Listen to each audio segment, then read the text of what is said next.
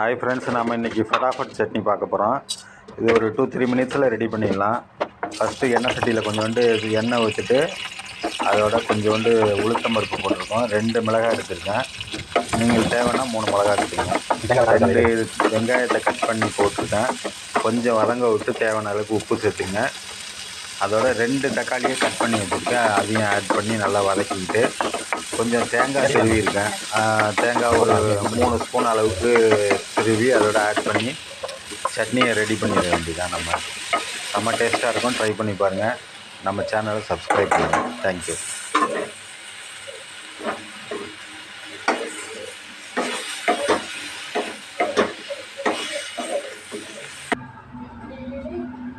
நம்ம இப்போ அரைச்சி சட்னி ரெடி ஆயிடுச்சு. இப்போ சாப்பிட்டு பார்க்க போகிறோம், எப்படி இருக்குன்னு பார்க்கலாம்.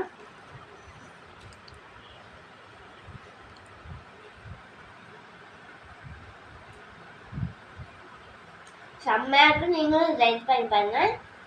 இந்த வீடியோ பிடிச்சிருந்தா லைக் பண்ணுங்க, ஷேர் பண்ணுங்க, சப்ஸ்கிரைப் பண்ணுங்க. தேங்க்யூ.